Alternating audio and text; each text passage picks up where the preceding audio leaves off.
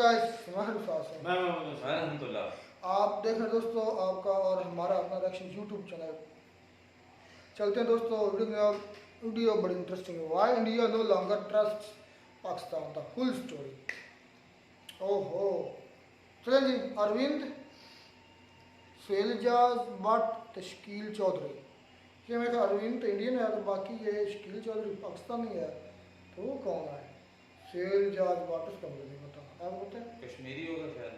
चलो देखते हैं वीडियो, फिर बात करते हैं। भट्ट साहब, एक तो बात आपने की कि अब हमारी तरजीह जो है इकोनॉमिक डेवलपमेंट है, अब हम ये अफोर्ड नहीं कर सकते टेररिज्म। पिछले की आपने कहा आप कसम नहीं खाते, तो सर क्या 93 में जब बंबई पे पहला हमला हुआ उस वक्त पाकिस्तान की तरजीह इकोनॉमिक डेवलपमेंट नहीं थी? जब 2001 में इंडिया की पार्लियामेंट पे अटैक हुआ उस वक्त पाकिस्तान की तरजीह इकोनॉमिक डेवलपमेंट नहीं थी। फिर कश्मीर की असेंबली पे अटैक हुआ 2001 ही में, उस वक्त पाकिस्तान की तरजीह इकोनॉमिक डेवलपमेंट नहीं थी। 2008 में बंबई पे हमला हुआ, उस वक्त भी इकोनॉमिक डेवलपमेंट हमारी तरजीह नहीं थी। कब ये हमारी तरजीह बनी? कब हमने सोचा कि भाई इनफ इज इनफ, अब हमने ये काम नहीं करना? मेरा भी पहला सवाल इनसे यही था कि ये कब जाकर आपने फैसला किया कि नहीं भाई, अब हम दहशतगर्दी के रास्ते पे ना चल के अब हमारी पूरी तरजीह कौम की इकोनॉमिक डेवलपमेंट होगी? ये तब आपने रियलाइज किया जब दुनिया ने आपको ये बावर कराया फाइनेंशियल एक्शन टास्क फोर्स के जरिए। और पहली मर्तबा नहीं आए हैं आप, फैटफ के अंदर multiple times you been called out for your terror related funding and activities. India को क्यों नहीं किया गया ये काम? आप कहते रहे जितना ही मर्जी, आरएसएस, हिंदू महासभा, और ये नाम सुनने में बड़े अच्छे लगते हैं, बड़े अच्छे लगते हैं ये सुनने में नाम। अब मेरी बारी है, जरा सुन लें आप। बट सर प्लीज इंटरप्ट ना करें, प्लीज। आपको किसी ने इंटरप्ट नहीं किया।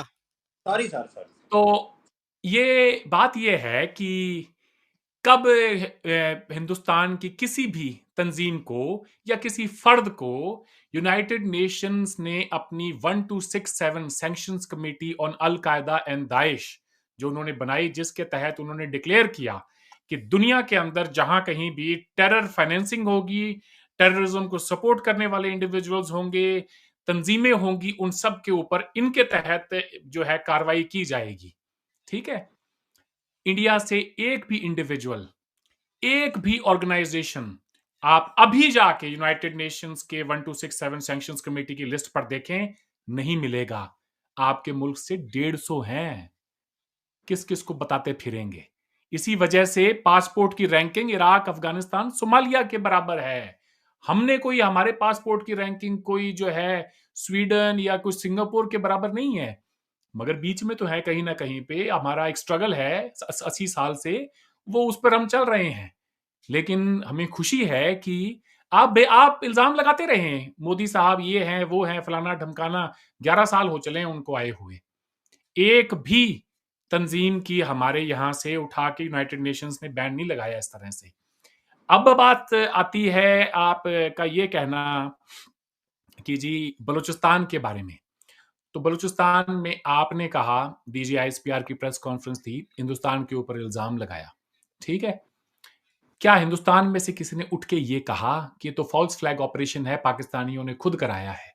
अगर आप कुछ नहीं कर सकते हैं तो चुप रहना सीखें, चुप रहना सीखें। किसी ने ये नहीं कहा ये खुद मरवा रहे हैं। फिर रहा सवाल ये, अगर मैं पाकिस्तान का हुक्मरान होता तो मैं बलूचिस्तान के आवाम का जो असल मुतालबा है, उनकी जो जमीनें हैं, उनके जो नेचुरल रिसोर्सेज है, उन पे हक मलकियत का है, आज से नहीं है, अरसे दराज से है, मैं उसको एड्रेस करता। जब वो एड्रेस होता तो उसके साथ साथ अवाम के साथ एक मुफाहमत का, रिकंसिलिएशन का एक प्रोसेस स्टार्ट करता, जिसमें मैं ये कहता कि इतने बंदे हैं हमारे पास जो हमने, ये जो मैं कहते हैं ना कि जी फोर्स्ड जो वहां पे डिसअपियरेंस होती हैं, जिसके लिए खवातीन, मर्द, बच्चे आके और प्रोटेस्ट करते हैं, जिनके ऊपर वाटर कैनन चलाई जाती है, मैं नाम नहीं लेता किसी का, लेकिन ये देखा है मैंने भी। तो उनके साथ कोई बैठ के आप डायलॉग करते और वहां से बात आगे बढ़ती। हिंदुस्तान के अंदर भी, नॉर्थ ईस्ट के अंदर इंसर्जेंसी रही है बड़े सालों तक, लेकिन आखिरकार यही मोदी साहब हैं जिन्होंने 2015 का नागा पीस अकॉर्ड किया, उनके जो जायज मुतालबात थे उनको तस्लीम किया और एक डायलॉग के जरिए वहां पे इंसर्जेंसी को भी खत्म किया और उन लोगों को इंडियन कॉन्स्टिट्यूशन के फोल्ड में भी लेकर आए। तो ये आपकी कमी है। फिर मैं ये कहूंगा कि आप कह रहे थे जी इतने कौंसल खाने बनाए हुए थे, बॉर्डर के पास है, ये है वो है। आपकी आर्गुमेंट को एक्सेप्ट कर लेते हैं, किया होगा चले, लेकिन उस वक्त अशरफ गनी की गवर्नमेंट थी, उससे पहले हामिद करजाई की गवर्नमेंट थी, जो दोनों ही आपको नापसंदीदा हुकूमतें थी अफगानिस्तान में। फिर 2021 में आपके लफ्ते जिगर, आपके चहेते, आपके लाडले तालिबान अफगानिस्तान में हुकूमत में आए। वो तालिबान कोई हिंदुस्तान के दारुल उलूम देवबंद में तो नहीं बैठे थे कि जहां से हिंदुस्तान ने उनको पिक किया और एयरलिफ्ट करके अफगानिस्तान में ड्रॉप कर दिया। भाई आपके शहरों में थे वो, आपके दारुल हुकूमत इस्लामाबाद में उनकी बड़ी लीडरशिप रहती थी। वहां पे उन्होंने बच्चों के बाद बच्चे पैदा किए, अच्छी खासी जिंदगी बिताई 20-25 साल, और जब उनका वक्त आया जो जाके और वहां पे बैठ गए। अब हुकूमत किसकी है? अब हुकूमत अफगान तालिबान की है। वो अफगान तालिबान जिनके लिए 2 दहाइयों तक आप ये कहते रहे कि ये गुड तालिबान हैं और ये जो पाकिस्तान के खिलाफ लड़ रहे हैं ये बैड तालिबान हैं, टीटीपी वाले। तो वो जो गुड तालिबान और बैड तालिबान की मिसालें कोई नरेंद्र मोदी तो नहीं देता था, वो तो आप देते थे, आपके हुक्मरान देते थे। तो फिर क्या हुआ? तो डीजीआईएसपीआर आपके साबिक फैज हमीद साहब चाय के प्याले पे गए हुए थे, बता रहे थे दुनिया को everything is going to be under control, don't worry about it. तो फिर क्या हुआ? कोई इंडिया का एनएसए तो नहीं गया था वहां पे अजीत दोवल दुनिया को बताने के लिए कि जी हम आ गए हैं, अब सब ठीक हो जाएगा। वो आपके डीजीआईएस आए थे। वो आपने, इमरान खान ने कहा था कि मैं अफगान कौम को मुबारकबाद देता हूं कि उन्होंने गुलामी की जंजीरें तोड़ी हैं, तो गुलाम वो आजाद हुए हैं। तो आज जो हुकूमत वहां बैठी है उसको तो आपके साथ ताउन करना चाहिए था, उसको अपनी सरजमी पाकिस्तान के खिलाफ इस्तेमाल नहीं होने देने चाहिए थी।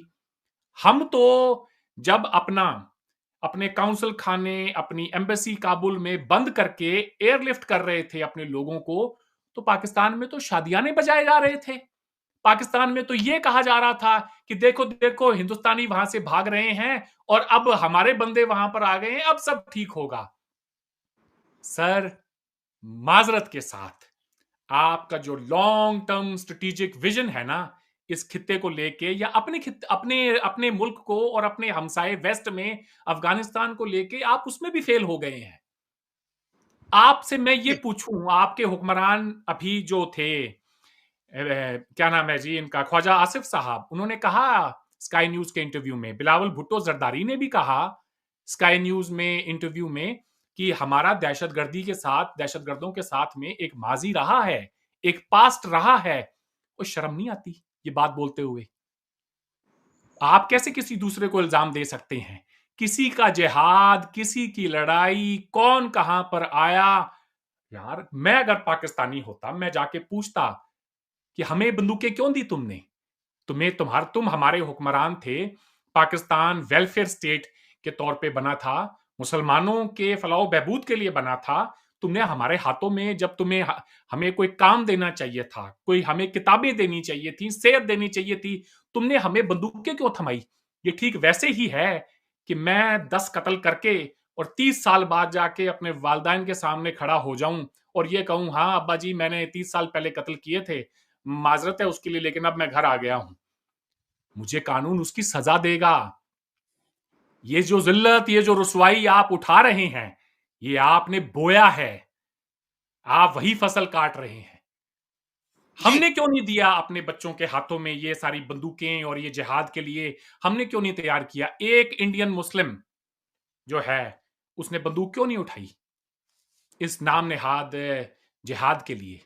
हमारी हुकूमतों ने वो काम क्यों नहीं किया? सारे दिन मुसलमानों पे ये जुल्म है, मुसलमानों पे वो जुल्म हो रहा है जी हिंदुस्तान के अंदर। एक इंडियन मुस्लिम पाकिस्तान आना नहीं चाहता, एक भी नहीं आना चाहता यहां पे। अगर आपको कोई शक हो तो पूछ के देख लें।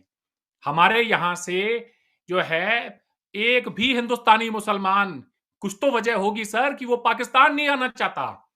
आपके डॉन के अंदर ये खबर छपी है, United Nations human rights commission की रिपोर्ट है कि 5 से 7 हजार हिंदू पाकिस्तान से हिंदुस्तान हिजरत कर रहे हैं हर साल, हर साल। सर जी, सच्चाई ये है।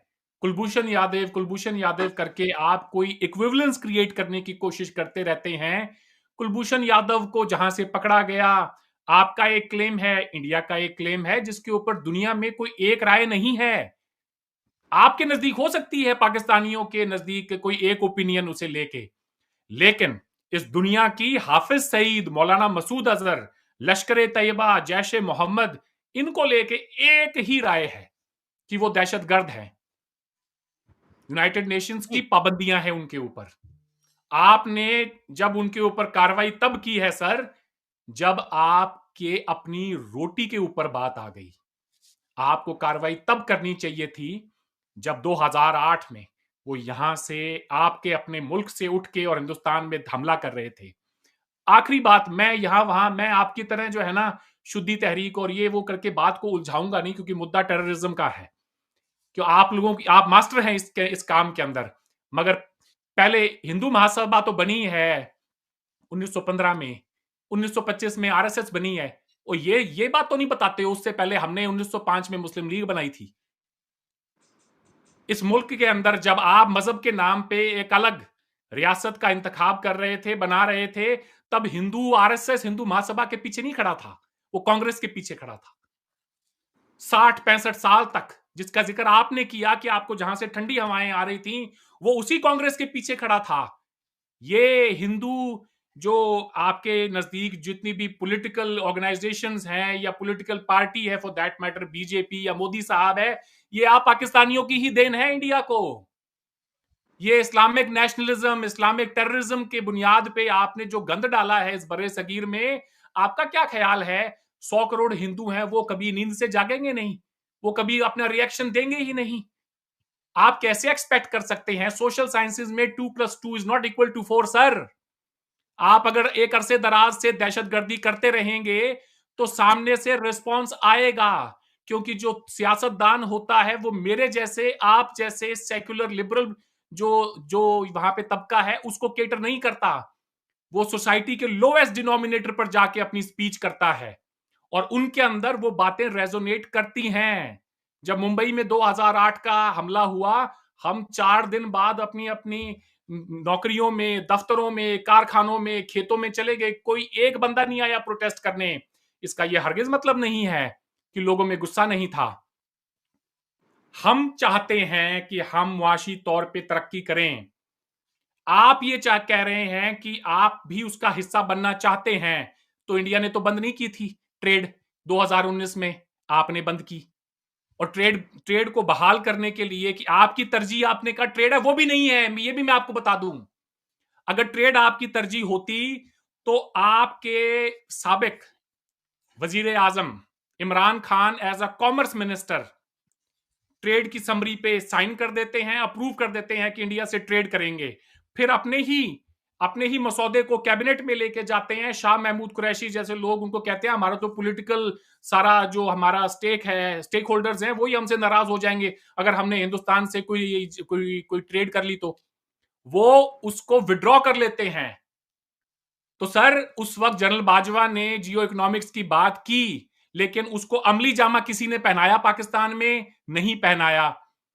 जब जब आपके हुक्मरानों को सूट करता है, अभी थोड़े टाइम पहले आपके अभी जो इक्तदार में बैठी है हुकूमत, उनकी कोई फैक्ट्रियां हैं, उनको कुछ मशीनें इंपोर्ट करनी थी, उन्होंने हिंदुस्तान से मंगा ली, बावजूद कि हमारे दरमियान सिफारती ताल्लुकात डाउनग्रेड थे 2019 से, बावजूद की ट्रेड भी नहीं हो रही थी। रॉ मटेरियल जो है आप हिंदुस्तान से दवाइयों का मंगवा रहे थे, मेडिसिन पाकिस्तान बदस्तूर आ रही थी। उस वक्त गैरत कहां मर जाती है? उस वक्त गैरत कहां मर जाती है? उस वक्त ये क्यों नहीं कहते कि जी इन्होंने कश्मीर में ये किया है, जो वहां का जो स्पेशल स्टेटस था उसको एब्रोगेट किया है, हम कश्मीरियों के साथ खड़े हैं, भूखे मर जाएंगे लेकिन दवाइयां नहीं लेंगे इनसे। आपने ली दवाइयां, कौम को ये भी बताएं, कौम को ये भी बताएं कि ये काम भी हम करते रहे हैं,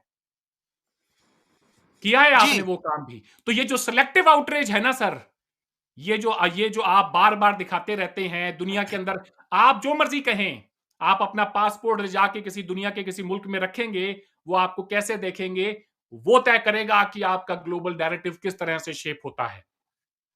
आपके बच्चों जी को, आप बस 10 सेकंड है सर, आपके बच्चों को आप जो तालीम देंगे, उस तालीम से वो हमारे बच्चों का मुकाबला करेंगे, किसी ग्लोबल स्टेज के ऊपर आके कोई मल्टीनेशनल कॉर्पोरेशंस के सीईओज बनेंगे, दुनिया को लीड करेंगे, इनोवेशन को लीड करेंगे। हमारे यहां पे 20 साल पहले आईटी रिवॉल्यूशन आया, आप हमसे वहां कंपीट करते, आपने टेररिज्म को अपना वाहिद एक्सपोर्ट बनाया।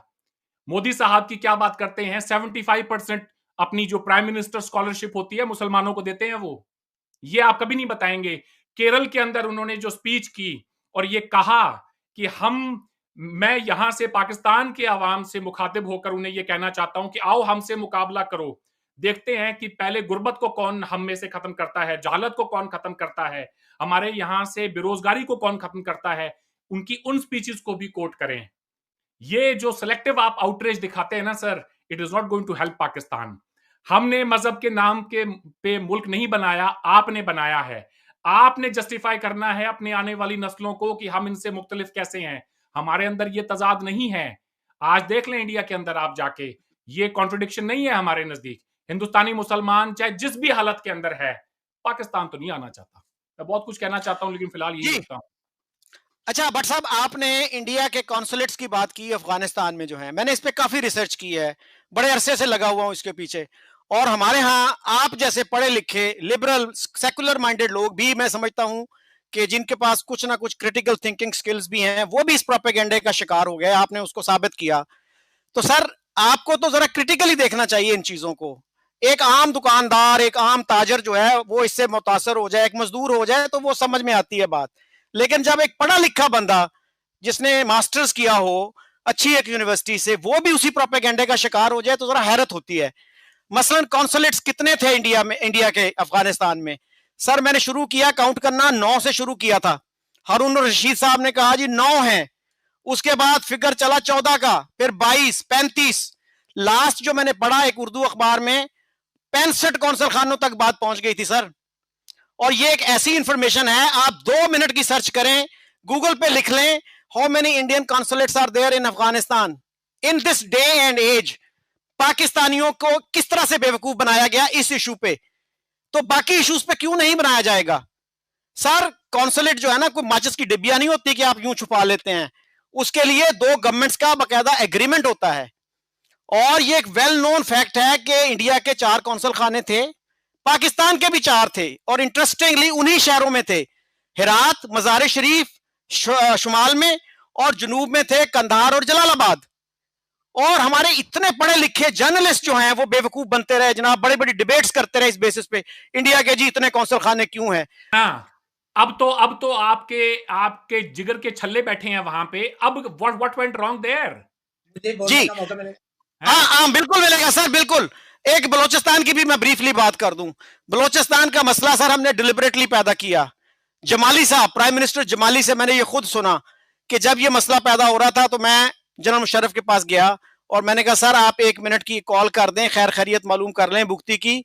I assure you he will be in Islamabad tomorrow. Musharraf ने कहा उसको कहो कि वो मुझे फोन करे। तो जमाली साहब ने कहा कि सर मैं उसको 40 साल से जानता हूं, वो नहीं करेगा, लेकिन अगर आप इनिशिएटिव लेंगे he will respond to you in a positive manner. Musharraf refuse to make 1 phone call. ठीक है सर। उसके बाद हमारे पॉलिटिशियंस ने कोशिश की। चौधरी साहब ऊपर से ये भी कहा कि हम तुम्हें यहां से मारेंगे, तुम्हें हिट करेंगे, तुम्हें पता भी नहीं चलेगा तुम्हें जी कहां से पता चला। जी, यानी तो जी दोस्तों, वीडियो होगी खत्म। वाह, अरविंद ने क्या ही नज़ारे लगा दिया। मैं तो कह रहा हूँ इसको बोलने नहीं देगा। मतलब 18-19 मिनट की वीडियो में मेरा ख्याल में 16 से 17 मिनट लगातार बोल गया। क्या रिकॉर्ड बना दिया सर अरविंद ने। बातें उसने काफ़ी ठीक की हैं, काफ़ी ठीक की हैं। और उसने ये मोटा मोटा अफगानिस्तान को लेकर, बलूचिस्तान को लेकर जब स्टोरी क्रिएट की है, ये जो बताया है कि हम पाकिस्तान पर क्यों नहीं एतमाद करते, वो सारी चीज़ें उसने बताई हैं कि आपका जो साबका DGISI था, क्या नाम है, फैज अमीद, वो चाय की चुस्कियां लगाने के लिए अफगानिस्तान चला गया। यार उसके इतना बावजूद ठीक भी तो बेचारे ने एक कप चाय पी लिया तो आप उसके पीछे पड़ गए। हर अरे बात वो पर बेचारा चाय कहाँ से चाय। हो गया, पहले तो ये पता नहीं बता उसको दो, हजम बेचारा नहीं उसकी हुई माँ होगी मरी हुई नहीं। थी, क्या हुआ था उसको, बेचारा कैसे हो गया। बेचारा ऐसे नहीं, नहीं ना। मुझे हैरत इस बात की होती है कि आप चाहते हैं कि जैसे आपका मुल्क हमारे कंट्रोल में है, वैसे ही दूसरे साथ वाले जो मुल्क है वो भी हमारे कंट्रोल में भाई है। वो नेपर आप जब भी अमेरिकन जो है वहाँ से निकले हैं, कूच किया है, आपने जहाज जो पकड़ा डायरेक्ट वहाँ पे लैंड कर चुके हैं और वहाँ पे चाय ऐसे पी रहे हैं जैसे सारा कुछ आपने कंट्रोल कर लिया। लेकिन तालिबान जो है वो आपकी तवक्को के मुताबिक नहीं रहे, उन्होंने अपनी मन मर्जी की है, वो आपसे आज़ाद हो गया, आपसे अलग हो गया, अपने मुल्क को चलाने लग गए। लेकिन आपने तो वहाँ जाकर सही यही शो किया है ना कि जैसे भाई सारा मामला Everything is under control। Afghanistan के जो जितने भी मामला हैं वो हमारे अंडर कंट्रोल आ चुके हैं। और उस दिन तो मुझे हैरत होती है अपनी जनता पे, अपनी आवाम पे, कि इतनी पागल आवाम हो सकती है कि जो खुशियाँ मना रही है, मिठाइयाँ बांट रही है कि लो जी अफगानिस्तान जो है वो अमेरिका से आज़ाद हो चुका है। नहीं, वो उसके अरविंद का सवाल ये था कि आपने ये सारा कुछ किया, खुशियाँ मनाइयाँ, चाय पी, लेकिन फिर भी आज मतलब आप आज हम हमें ताल्लुकात उनसे अच्छे क्यों नहीं है, इंडिया को दोष क्यों देते हो अफगानिस्तान के अंदर और बलोचिस्तान के अंदर? या तो आप BLA को क्यों नहीं रोक पा रहे, तालिबान को क्यों नहीं रोक पा रहे? तो हम तो नहीं गए, हमारा DGIS नहीं गया, अजीत वोल्ट नहीं गया, DGI फैज अमीद भी गया था, खुशियाँ मनाई थी। इमरान खान ने ये कहा था कि अफगानिस्तान कौम आप आज़ाद हो गई है। सही बात की थी, आज़ाद तो ही होगी। मतलब उनके कहने का मकसद ये था कि जो आप इंडिया पर इल्ज़ाम तराशी करते हैं कि इंडिया सारा कुछ करा रहा है। एक शकील ने जवाब दिया उसका कौंसलेट के लिहाज से, कितने कौंसलेट इंडिया के थे, अब इंडिया कितने ज़्यादा कौंसलेट उधर ज़्यादा अफगानिस्तान में। लेकिन बात ये भी वैलिड है कि पाकिस्तान के इतने गैर तल्लुकात होने के बावजूद बॉर्डर साथ साथ है, फिर भी इंडिया के दोष देना कि इंडिया ये सारा कुछ करवा रहा है बलूचिस्तान में, अफगानिस्तान के थ्रू। तो आप फिर उधर क्या चाय की बजाय उधर मूत्र पीने गए थे? भाई बात ये है इंडिया अगर वो जिस भाई ने वो शकील चौधरी जो बात की वो बिल्कुल मैं उसको सही मानता हूँ। वो इसलिए क्योंकि जो कुछ भी यहाँ बलूचिस्तान में जो भी एक्शन हो रहा है ना, ये इसको मुकम्मल तौर पर सपोर्ट करते हैं। उसकी बात पर उसको जो है वो कहते हैं कि जो बलोची हैं वो सही कर रहे हैं, बलूचिस्तान का मुद्दा उठाते आप हैं। खालिस्तान क्यों उठाते हैं? खालिस्तान का कौन हमारे कंट्री में किसने उठाया है? वाह रे वाह। जिस तरह इंडियन बोलते हैं इस तरह पाकिस्तानी खालिस्तान के हक में नहीं बोलते हैं। कौन बोला है इस तरह? आपने जो रास्ते खोले हुए हैं इधर लाहौर की साइड पे, वो क्या नाम है, करतारपुर और ये ननकाना साहब, किस लिए खोले हुए हैं? वो सिर्फ सिखों के लिए खोले हुए ना। हिंदू भी आते हैं, लेकिन मेन मकसद तो सिखों का ही ना।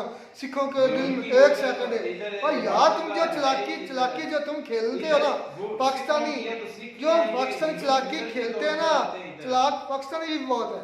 चलाकी जो पाकिस्तान खेल रहा है ना, वो हमें भी पता है। हम बच्चे नहीं हैं, हम फीडर नहीं पीते, हमें भी पता है पाकिस्तान ये करतारपुर क्यों चले खोला। आप गिलास से पीते होंगे। हम फीडर नहीं पीते। ये पाकिस्तान चलाकी खेलता है कि सिखों के दिल में मोहब्बत डालें। वो पहले उनके हाँ मसला चला हुआ है खालिस्तान का, हम इधर से रास्ता खोलेंगे और वो कहेंगे भाई पाकिस्तान तो बड़ा अच्छा है, पाकिस्तान के साथ हम मिला करके हम, मतलब ये चीज़ें होती हैं। जिस तरह बलूचिस्तान में आप कहते हैं ना इंडिया करवा रहा है, तो पाकिस्तान तो डायरेक्ट रास्ता दे रहा है ना उसको खालिस्तान के लोगों के को। साथ जो है वो अच्छा करने की कोशिश कर रहा है, उसको भी गलत ठहरा रहे। क्या यार आपकी तो मैं नॉलेज की दाद देता हूँ। अच्छा अब बेचारा उन्होंने रास्ता खोला है, वो बॉर्डर से जो है वहाँ से वो देखते थे मुश्किल से अपनी इबादतगाह को, तो अब उनके लिए रास्ता खोल दिया तो वो जो है वो डायरेक्ट आ जाते हैं ननकाना साहब में, वहाँ पर जो है वो इबादत जो भी करते हैं आते हैं और फिर चले जाते हैं। सब जानते हैं और उसके अलावा बच्चा हिंदू भी बच्चा आते जानते हैं, हैं। हिंदू भी आते हैं और वो भी विजिट करते हैं और इनको इतना अच्छा यहाँ पर उनके साथ सलूक किया जाता है, उनको सब जानते हैं। उनको स्कूल बच्चे भी कोई जाती भी है। इधर से कोई भी नहीं खाता, इधर से खाते हैं सब। तो इधर से खाते हो, खाने के लिए अल्लाह ने जगह ये दी है। और अच्छा एक और बात उन्होंने की कि ट्रेड की, भाई जब इमरान खान साहब थे तो उस वक्त ट्रेड जो है वो आपने बंद की। तो मैं ये इमरान खान का सबसे बड़ा फॉल्ट समझता हूँ कि उन्होंने ट्रेड जो है जब थोड़ी सी कोई बात होनी है दोनों मुल्कों के दरमियान कुछ कलेश वगैरह या कोई लड़ाई वगैरह का खर्चा होता तो वही ट्रेड बंद कर दो, तो उससे ज़्यादा नुकसान जो है वो पाकिस्तान का हुआ। ट्रेड तो इंडिया कर रहा है, दूसरे मुल्कों के साथ भी कर रहा है और उसकी इकानमी जो है वो हमसे कई गुना बड़ी भी है। तो नुकसान इसमें कह लें कि पाकिस्तान का हुआ। और मुझे लगता है कि पाकिस्तान जो है वो माशी लिहाज से जो है ना अपना जो भी इसका बहरान वगैरह उस पर काबू पाना ही नहीं चाहता है, उसको इससे लेन देन भी कोई नहीं है। जैसे वो भाई ने भी बोला है कि वाकई अगर पाकिस्तान इंटरेस्टेड होता ना अपने आप को बूस्ट देने के लिए, अपने आप को ऊपर उठाने के लिए, तो उसकी अगर मिन्नतें भी करनी पड़ती तो उनके साथ ट्रेड करता भाई।